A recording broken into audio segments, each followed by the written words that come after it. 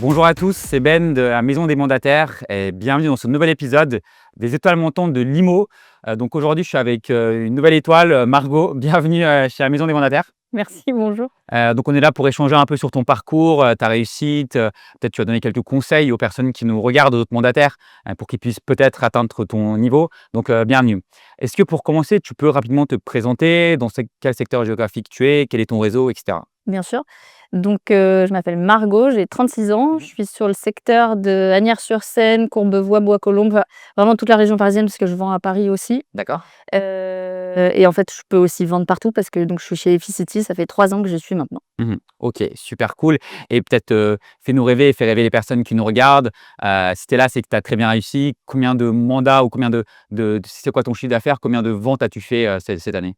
Je pense que les chiffres les plus parlants, ce sera peut-être le fait que là, sur le 3e trimestre 2025, je suis première du réseau. D'accord. Sur l'année top 3 Ok, et cette année, je dois être à une trentaine de ventes. ok, super cool. C'est Donc c'est chouette, ouais. hyper impressionnant.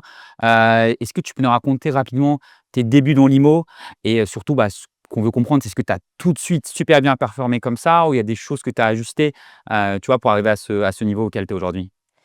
Alors mes débuts dans l'IMO, ça s'est joué quand, j'ai opéré ma reconversion. Parce que du D'accord. coup, avant, j'étais responsable communication dans l'hôtellerie de luxe et j'étais spécialisée dans l'ouverture d'hôtels. Ok, Donc mes 2 derniers jobs, ça a été d'ouvrir 2 hôtels, 5 étoiles à Paris d'accord. et sauf que la dernière ouverture, s'est faite, un peu dans la douleur parce que je suis revenue déjà, il y a eu le covid, après je suis revenue de congé mat et en 3 mois, j'ai fait un burn-out et en fait, D'accord. c'est ce burn-out qui a fait que j'ai dû réfléchir en fait, qu'est-ce que je veux vraiment, et quelle va être la suite? Et c'est la première fois que j'étais complètement paumée, mais vraiment Ouais. flou artistique total Ouais.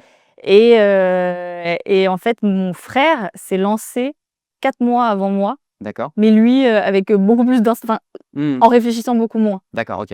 et je l'ai observé de loin. Il a rejoint F-City aussi, je l'ai observé de loin et il y a un moment où je me suis dit: «En fait, plutôt que de le regarder de loin et de me dire: "Ah, tu pourrais faire ci, tu pourrais faire ça" et de m'intéresser à ce que lui faisait", je me suis dit: Autant le faire pour soi». Ouais. Ce qui ne m'a pas empêché de faire un benchmark quand même de tous les réseaux, les indépendants, les agences, tout ça. Même si lui avait choisi le réseau, j'ai pas suivi juste parce qu'il était là. D'accord. J'ai fait mon bonhomme de chemin à moi et puis j'ai décidé de rejoindre Efficity pour plein de raisons. Et quand j'ai démarré, c'était pile pendant la hausse des taux et Ok. quand tous les médias criaient, «Au secours, tempête, l'immobilier, catastrophe, tout Ouais. s'écroule», machin. Donc j'étais un peu comme ça. J'avais une double pression et reconversion et secteur qui va pas Ouais. bien Malgré ça. et j'y suis allée quand même, Mmh. même si j'avais très peur, syndrome de l'imposteur fois 1000, Ouais. peur de pas y arriver. Mais quand la décision a été prise, elle a été prise et du Mmh. coup, j'y suis allée, heu, à fond. Mais à fond, c'est-à-dire qu'on me demandait une visite le dimanche, Ouais. c'était: «Oui, bien sûr, oui, Ouais. bien sûr». Donc mon conjoint gardait ma fille, je j'osais pas partir en vacances, j'osais pas partir en week-end en me disant: «Mais si c'est le week-end où il y a la visite qui a l'offre». Tu étais déjà maman en plus à ce Ouais, à ce à ce moment-là? ouais, ouais, elle était toute petite, Mmh. ouais, elle avait même pas 1 an, D'accord, OK. donc peut-être 1 an. Le temps que je fasse mon burn-out, que je le remette, tout ça, que je fasse un coaching et tout, ouais, je pense qu'elle avait 1 an. Donc oui, des petites, contraintes Ouais. logistiques, pas faciles à gérer. Mais en fait, dans un job classique, tes contraintes logistiques, tout le Ouais. monde s'en fiche. Donc en fait, quand je me suis mise à mon compte, Mmh. je suis partie un peu du même principe. Parce que toi, tu avais cette envie d'être, indépendante du coup, de ce que je comprends? Et bah, figure-toi que je l'ai compris après. D'accord, Je me suis jamais dit: «Je vais monter ma boîte, mmh. c'est ça qu'il me faut, c'est comme Ouais. ça que je fonctionne». Je l'ai compris une fois que c'était fait Mmh. et que j'ai découvert ce que ça voulait dire d'être indépendante. Je me suis dit: OK. «Mais Mmh. en fait, c'était ça depuis longtemps». Mmh. Je faisais des énormes insomnies, avant, mais des périodes très compliquées où avec, vraiment 0 sommeil pendant Ouais. 2-3 semaines. Et j'ai compris après en me mettant à mon compte que tout ça était lié à la schématique de l'entreprise, à comment ça D'accord. fonctionne, à la hiérarchie qu'il y a au-dessus de toi, Ouais. à la pression que la hiérarchie redescend sur toi et quand tu es quelqu'un qui te pressurise déjà Mmh. toute seule comme une grande, Ouais. le fait d'en avoir une couche au-dessus fait que ça devient néfaste et négatif et fait que moi je dormais pas la nuit. Et donc Alors que là, je ne dépends que de moi, ouais. ce qui peut être très flippant pour certains et Mmh. qui en fait pour moi est plutôt rassurant. Et je pense que c'est ça qui fait que malgré, toutes ces circonstances, tu vois, le marché n'était pas bon, tu venais d'être maman et cetera et tu sortais d'un burn-out. Malgré tout ça, tu as réussi Ah à bah du coup pas le ch ah bah, pas une option que ça marche pas. Ouais, OK. Dans ma tête, pas une option que ça Ouais. marche pas. Donc on y va à fond et je trouve que c'est ça qui est génial avec l'immobilier, c'est que, c'est un peu comme les universités, américaines. En fait, tu bosses, ça paye, tu bosses, ça paye, tu Ouais. bosses, ça paye. Ouais. Tu arrêtes un peu, ça redescend. Tu remets tu Mmh. te remets au charbon, ça retombe. Toi, tu as mis combien de temps à faire ta 1re vente? Alors moi, c'était hyper rapide. D'accord. Je pense que c'est pas ça se passe pas comme ça à chaque fois, mais mon premier rendez-vous vendeur, c'était mon exercice de formation de Mmh. pige. Donc OK. en fait, j'ai eu 0 temps creux, Mmh. parce que le premier exercice, en fait, je dis: «Ah bon, vous me donnez rendez-vous?» Je dis: «Oh, qu'est-ce qui se passe?» Et donc j'ai fait ce premier rendez-vous vendeur qui a fait mon premier mandat, qui a fait ma première vente. OK, donc peut-être tu avais aussi ça un peu dans le sang parce que je suppose que tu as un très bon relationnel avec la personne directement. Qu'est-ce qui a fait, toi, tu dirais que tu as été très bon, versus, peut-être pour quelqu'un d'autre pour qui ça marche un peu moins bien?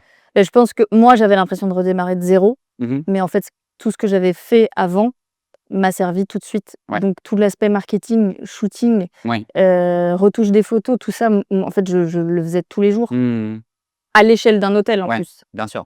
Donc là, pour, réduit à un 100 m², 100 une maison, pour moi, c'était tout Mmh. OK. OK, ouais. Le suivi client, le relationnel, tout ça, c'était OK, mais j'ai quand même, comme tout le monde, Mmh. tout découvert sur l'aspect commercial, sur l'aspect juridique, Ouais. sur, comment décrocher un mandat, comment se vendre soi. Mmh.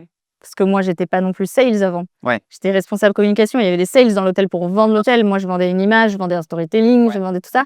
Là, tu te retrouves en rendez-vous à te vendre toi Mmh. et ça, c'était nouveau. Mais c'est effectivement, ça t'a quand même aidé, d'avoir ce bagage, même si c'était pas Beaucoup, exactement la même chose, ça beaucoup. t'a aidé et on en discutait un peu avant parce que j'ai te posé la question: «Qu'est-ce qui fait la différence pour toi entre un bon et un très bon mandataire?» Et tu me disais aussi que toi, tu avais déjà regardé des vidéos justement de la maison des mandataires. Il y avait certaines personnes qui avaient pas du tout la même approche que toi, Mmh. et du coup, est-ce que toi, tu verrais quand même des intangibles entre, un bon et un très bon mandataire et quel serait un peu le conseil que tu donnerais peut-être aux personnes qui nous regardent?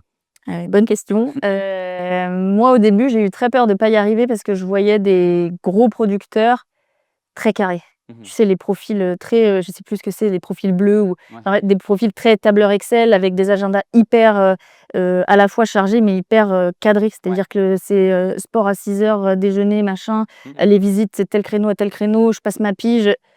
Moi, je suis incapable de faire ça, je suis trop intuitive et je peux pas faire ça, puis ce serait me forcer Ouais. et je suis pas devenue indépendante justement pour retomber dans ce cadre trop cadré pour moi.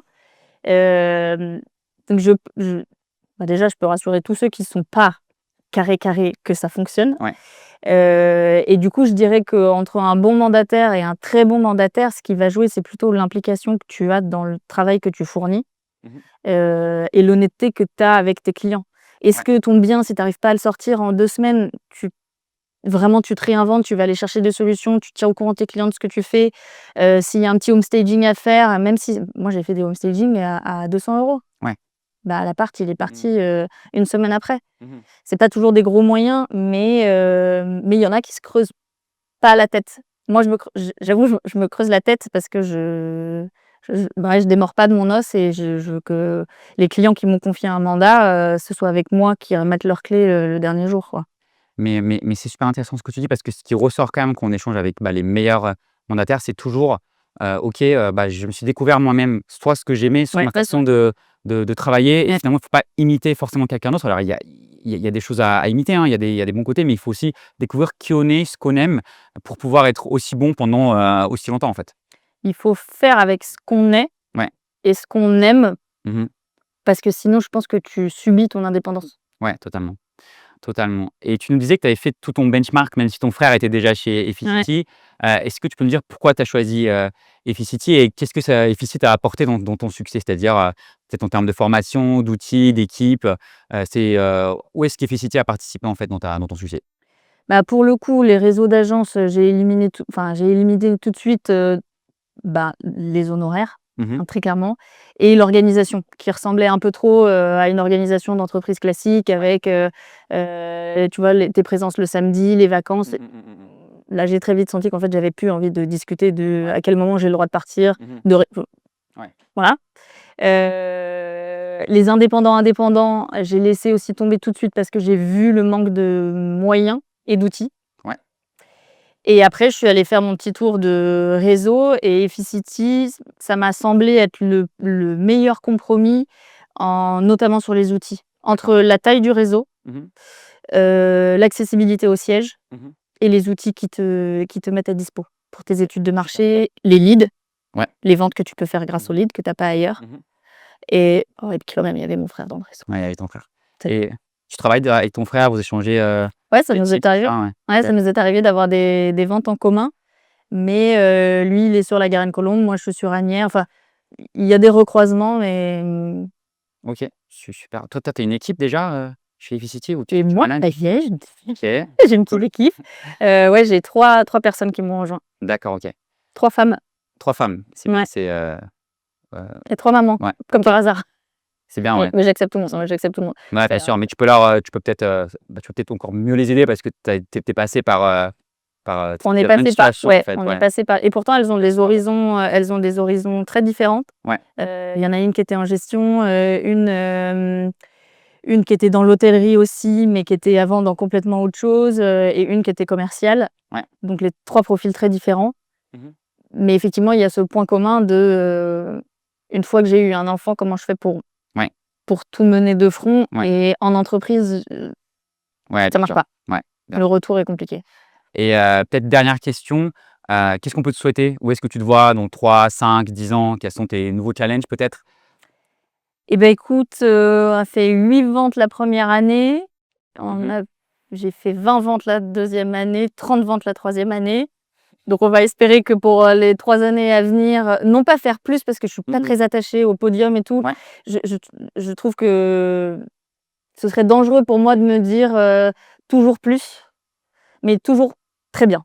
On va essayer de faire OK. toujours très bien dans les 3 prochaines années et si je peux faire grossir mon équipe et partager tout ce que moi j'ai appris et Ouais. toute la méthodologie que Efficity et mes coachs m'ont appris, mais que moi j'ai édulcoré avec comment je fonctionne et j'imagine qu'il y a quand même Mmh. une méthode qui marche parce que les chiffres sont là. Bien sûr. Si ça, je peux le transmettre et montrer à certaines personnes qui ont peut-être aujourd'hui peur de l'indépendance qu'en fait, au contraire, c'est une vraie liberté, une vraie libération, ben, ça, ce serait génial.